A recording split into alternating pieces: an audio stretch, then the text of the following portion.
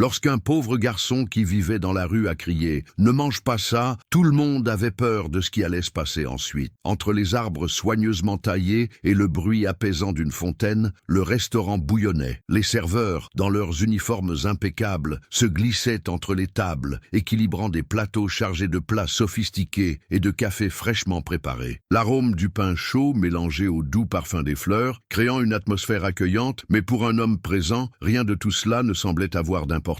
À la table centrale, assis dans une posture imposante, se trouvait Landon. Il avait construit son empire à partir de zéro, en commençant par de petits investissements immobiliers dans la vingtaine et en développant son entreprise dans des secteurs que peu osaient imaginer. À 72 ans, il affichait l'assurance de quelqu'un qui non seulement dominait son propre monde, mais qui avait le sentiment que le monde qui l'entourait était également sous son contrôle. Son costume parfaitement ajusté et ses lunettes à monture dorée reflétaient une vie de luxe soigneusement construite. Cependant, en regardant le menu, ses mouvements étaient lents, presque comme s'il hésitait. Devant lui se tenait Sarah, sa femme beaucoup plus jeune, une femme qui avait l'air de sortir tout droit d'une couverture de magazine. Ses cheveux noirs tombaient doucement sur un visage parfaitement maquillé, au rouge à lèvres rouge intense. Chaque détail de son apparence respirait l'élégance, mais il y avait quelque chose de creux dans son sourire, comme s'il n'atteignait pas ses yeux. Son attention distraite par l'écran de son téléphone portable, elle fit tournoyer un bracelet de diamants à son poignet, comme si elle se trouvait dans un monde lointain. À proximité, un garçon regardait depuis l'extérieur de la clôture du restaurant. Il était mince pour son âge et portait un sweat à capuche trop grand pour sa silhouette mince. Ses yeux sombres allaient de table en table, évaluant les assiettes et les poches des gens comme s'il cherchait une opportunité. Son nom était Corey, même si personne ne le connaissait. Son visage était une présence familière dans les rues de cette ville, celui d'un garçon sans abri, toujours en marge des conversations et des préoccupations des autres. Landon regarda sa montre avec une expression impassible. Sarah, à nouveau distraite, leva finalement les yeux et dit d'une voix douce mais peu enthousiaste « Je suis là. Vous savez à quel point j'aime ces déjeuners. » Corey, à son tour, sentit son estomac grogner bruyamment. Il s'approcha lentement, avec des pas à peine audibles, et s'appuya contre la balustrade du patio, les yeux fixés sur la table de Landon. C'était le genre de repas qu'il n'avait pas vu de près depuis des mois. Un bol de soupe blanche, fumante, accompagné de pain frais et d'un verre d'eau gazeuse. Mais ensuite, quelque chose d'étrange s'est produit. Alors que Landon ajustait ses lunettes et attrapait son téléphone portable, la main de Sarah se glissa dans son sac de créateur. Corey observait attentivement,